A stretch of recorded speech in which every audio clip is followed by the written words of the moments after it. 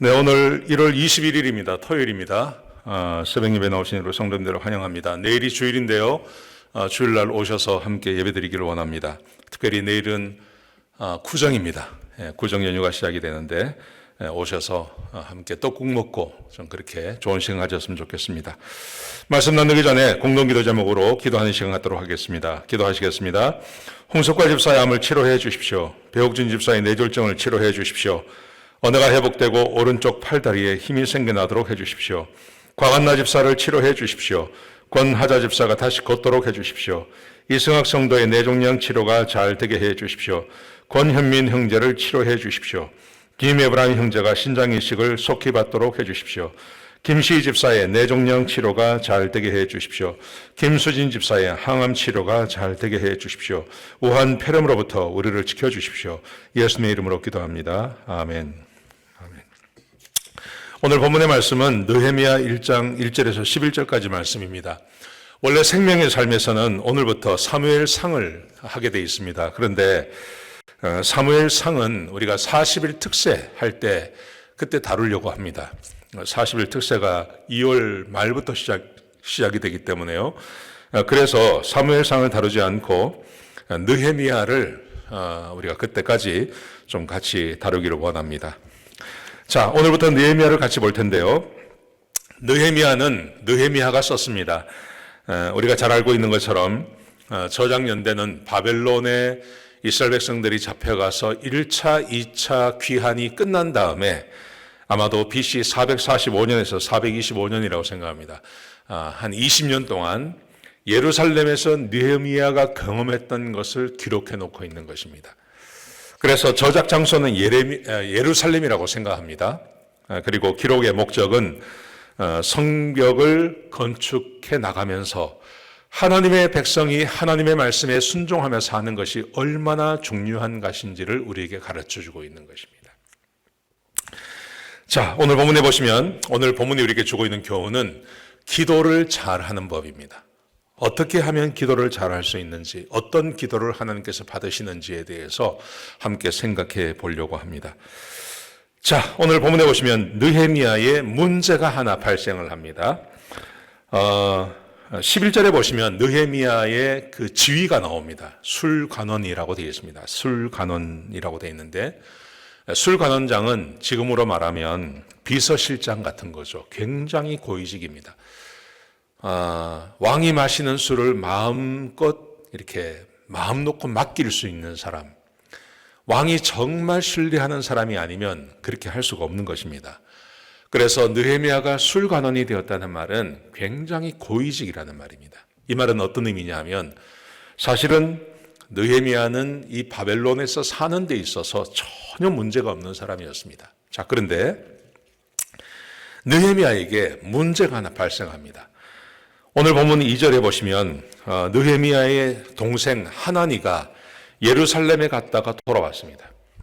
아마도 느헤미야가 자기 동생 하나니를 예루살렘에 보낸 것 같습니다. 그 형편이 어떤지를 보고 오라고 그렇게 보내었습니다.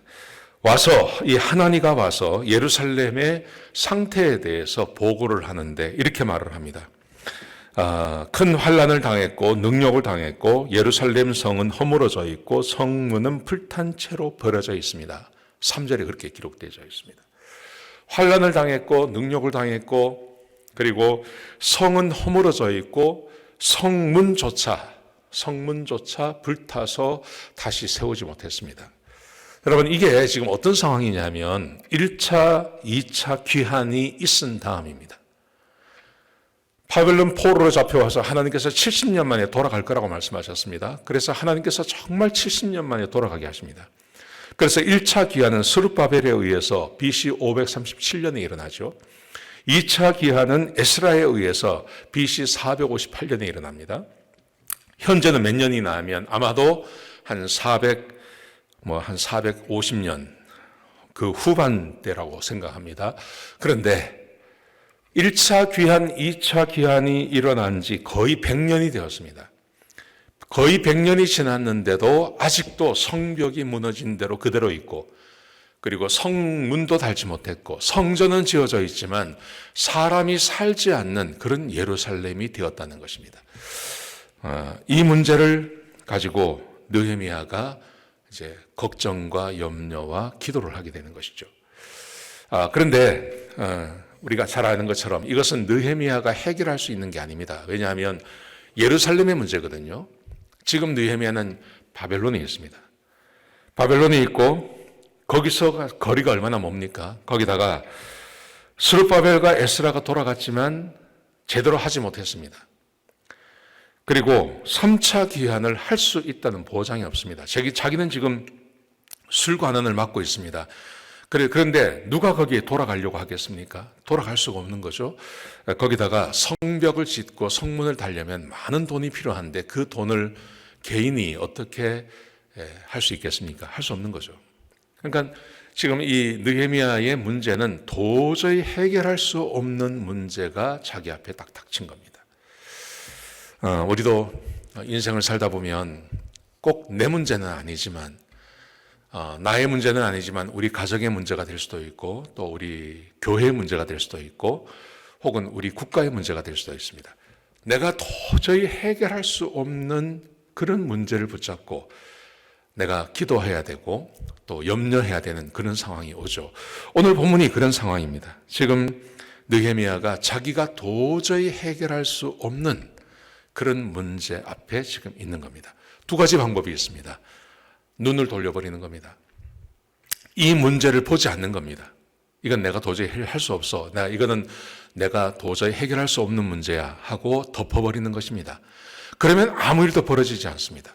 그런데 느헤미야는 그렇게 할 수 없었던 거죠. 그래서 그 문제를 붙잡고 느헤미야가 기도를 합니다. 해결할 수 없는 문제를 놓고 하나님 앞에 기도합니다. 그 기도가 오늘 본문 가운데 특별히 느헤미야 1장 4절부터 11절까지 기록되어져 있는 겁니다. 그가 4절에 보시면요. 수일 동안 슬퍼했습니다. 처음에는 그냥 자기가 해결할 수 없는 문제니까 그냥 슬퍼만 했던 거죠. 그런데 며칠 동안 슬퍼하다가 금식하며 기도하기로 결정을 했습니다. 4절에 보시면 금식하며 기도했다고 되어 있습니다. 그리고 그 기도가 오늘 본문 가운데 기록되어져 있는데요. 이 기도가 문제를 만난 사람들이 이렇게 기도하면 좋겠다 하는 그런 모본을 우리에게 준다 그럴까요?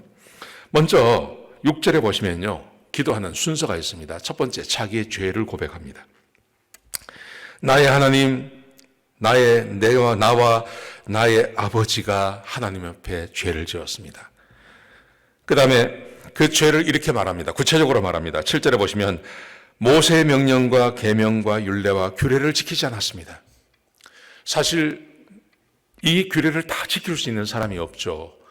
근데 왜 이 느헤미야가 이렇게 말을 하냐 하면 하나님께서 주신 그 율법을 지키라고 명령을 했습니다. 그런데 이 율법을 지키지 않습니다. 대부분의 사람들이. 그러니 하나님 앞에 딱 엎드릴 때 첫 번째, 하나님, 나와 내 아버지의 집이 죄를 지었습니다. 하나님께서 모세에게 명령하신 그 유례와 균례와 법도를 내가 지키지 않았습니다. 하나님 앞에 회개부터 하는 것입니다. 여러분, 우리의 기도의 첫 번째는 회개여야 합니다. 여러분 그 기억나십니까? 환자를 놓고 기도할 때 그때 서로의 죄를 고백하며 병 낫기를 위해서 기도하라. 의인의 기도는 간구하는 역사가 있느니라. 의인, 누가 의인입니까? 우리가 의인입니다. 그런데 내 기도가 의롭게 역사하기 위해서는 첫 번째, 우리의 죄를 하나님 앞에 기도할 필요가 있는, 회개할 필요가 있는 것입니다. 그래서 오늘 느헤미야가 첫 번째 하나님과 그렇게 기도한 겁니다. 하나님, 내가 하나님 앞에 올바른 삶을 살지 못했음을 죄로 인정하고 고백합니다. 용서해 주십시오. 의로워지는 겁니다. 의인이 하나님 앞에 서게 되는 것입니다. 자, 그러자 두 번째, 그렇게 기도한 다음에 8절과 9절 말씀해 보시면 하나님의 약속을 기억해 달라고 말합니다. 그 하나님의 약속이 뭘까요? 8절과 9절에 보시면 하나님께서 모세에게 명령하시기를 만약 너희가 범죄하면 흩어버릴 것이고 흩어진 그곳에서 아무리 먼 곳에서도 너희가 회개하고 내 말을 기억하면 내가 다시 너희를 모으리라 고 말씀하셨어요. 하나님 앞에 이 기도를 드리는 겁니다. 하나님께서 약속하신 것을 기억해 달라고 말하는 겁니다. 지금 이 느헤미야는 흩어져 있는 거죠. 흩어져 있는데 내가 하나님 말씀에 순종하겠으니 하나님 우리를 다시 모아 주십시오.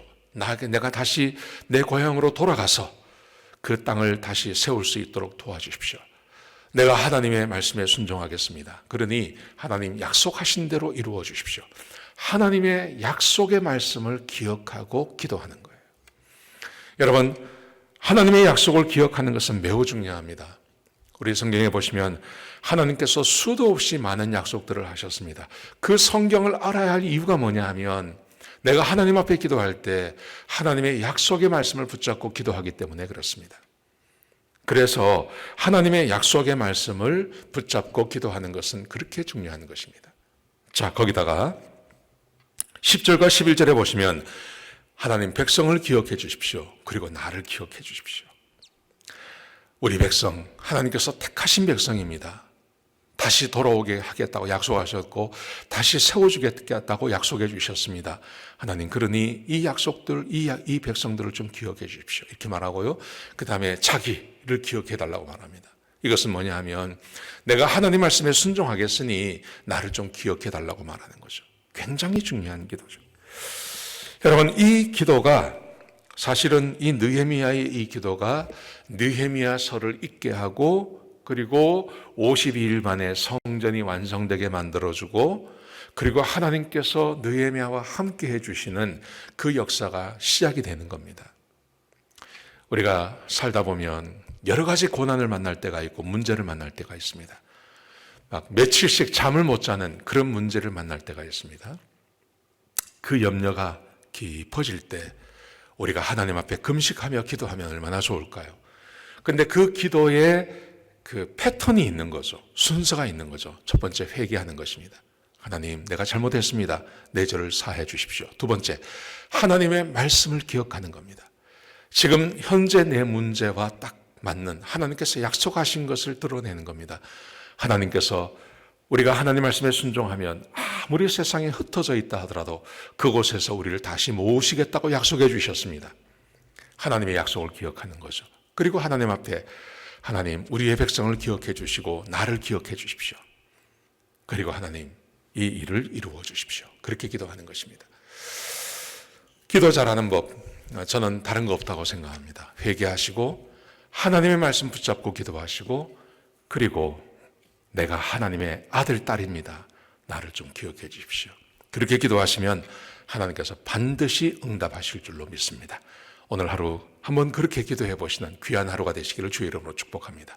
기도하시겠습니다. 하나님, 귀한 말씀 주셔서 감사합니다. 주의 말씀을 기억합니다.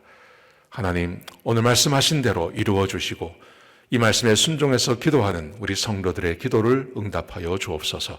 주님 감사합니다. 예수님의 귀하신 이름으로 기도드렸습니다. 아멘.